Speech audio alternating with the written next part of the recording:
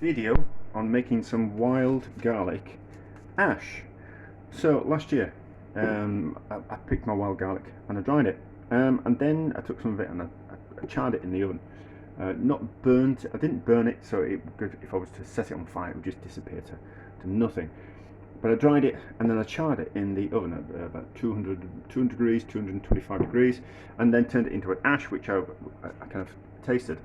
And it was kind of quite nice, and then I wrapped some cheese in it. But anyway, that's another video, another experiment. But I was kind of thinking, the wild garlic's in season at the moment, and instead of having to dry it, can we just make the ash from the fresh wild garlic? Kind of cutting out the process of drying it, which is a bit laborious. And also I kind of think we lose a bit of flavour because of the drying process. So can we just char it in the oven and make the wild garlic ash that way? So it'd be a case of cooking it and then drying it out in the oven and then turn it into ash. So, and then we can do a comparison, because I've still got some of the wild garlic ash from last year, and then we're going to do a comparison from the wild garlic ash that was made with dried wild garlic and fresh wild garlic. So I'm not going to make so much, because I can end up giving myself far too much of something, and then I feel I have to do something with it.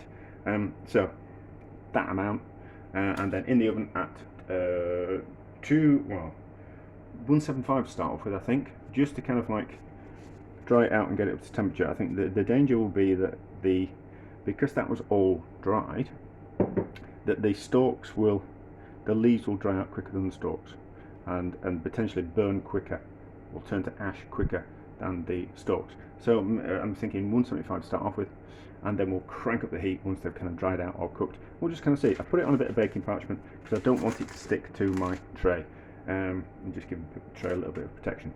So there we go. So into the oven at 175, and we'll see how it goes. So we've had about 15 minutes, and you can see that it's started to really dry out already. So if we wanted to, although that's kept its colour better, hasn't it? So if we wanted to dry it out quickly, then that would be the temperature. How's it taste?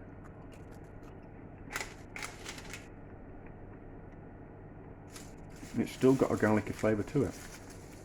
So I think we might keep a little bit of the garlicky flavour right the way through to turn it into ash. So I've got plenty in the garden, so it doesn't matter if I mess this up. So let's put this back in the oven, and we'll turn the heat up to 200 degrees, 225, that's what we finished at last time. So 225, and then we'll see how it turns out. We've had 10 minutes at 225 centigrade, not Fahrenheit. Let's have a look. Oh, there we go. That's dried out and blackened, hasn't it? We'll leave the oven on until we just kind of see if it is ready. That is completely dried out, isn't it? So we can turn the oven off. It's not made of money. And let's just have a taste.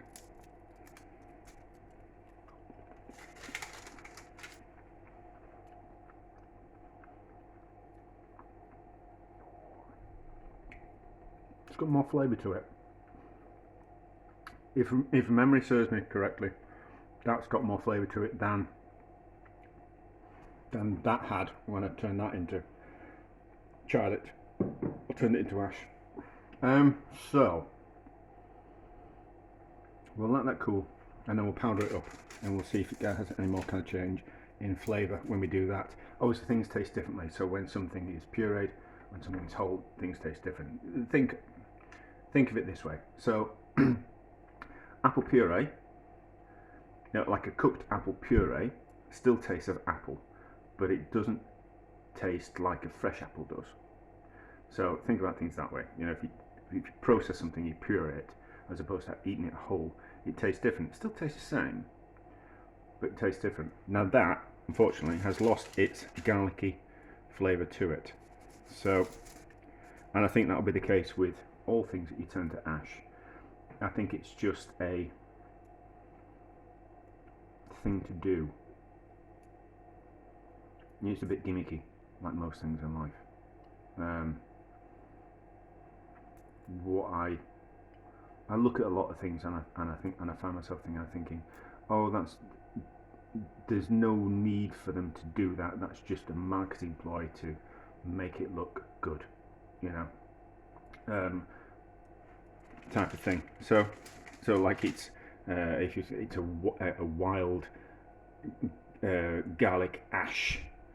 Sprinkled with wild garlic ash, you kind of go, ooh, that sounds amazing, but in reality, not really. So we'll let it cool. We'll pure it up. We'll get it in the spice grinder, and then we'll see what it tastes like. And I'll go in the cupboard and I'll find out the other wild garlic ash that I've got, and then see if it is worth doing either way. But we'll see. Right, I have ground up the wild garlic.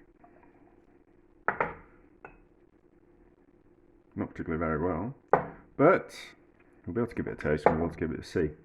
It's only out of curiosity this. So this is the one that I made last year from the dried wild garlic leaves.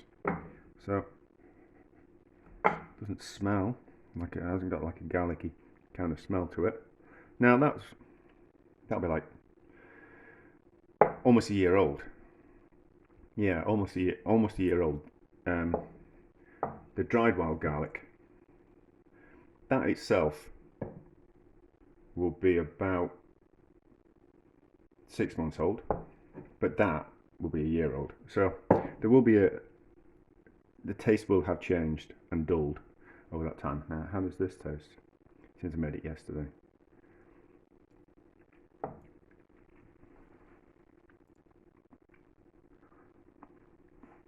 don't think you could tell that was wild garlic ash. But how's this taste?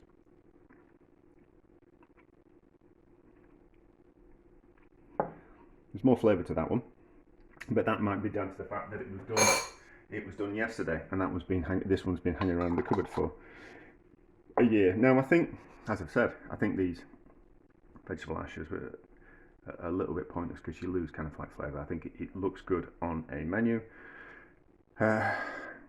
If you want to be fancy, I think from that point of view, and people love that. Like people like going out for fancy cocktails. You know, it's all the drama and with things and the presentation and all that kind of thing. Whereas for a taste point of view, most of the times I kind of think a little bit pointless. However, this we can do it from fresh with wild garlic, so that means we can do it from fresh with things like herbs as well. So if you wanted to make a basil ash to roll in some cheese or to sprinkle on something, then you do the same method. You take the fresh basil, get it up to 175 in the oven to get it drying out, and then whack it up to 225 to turn it into to char it and to turn it into an ash. So from that point of view, that is successful, but what use are they? I don't know. I think it just looks good on a menu. But anyway, you live and learn, don't you? So, a success-ish.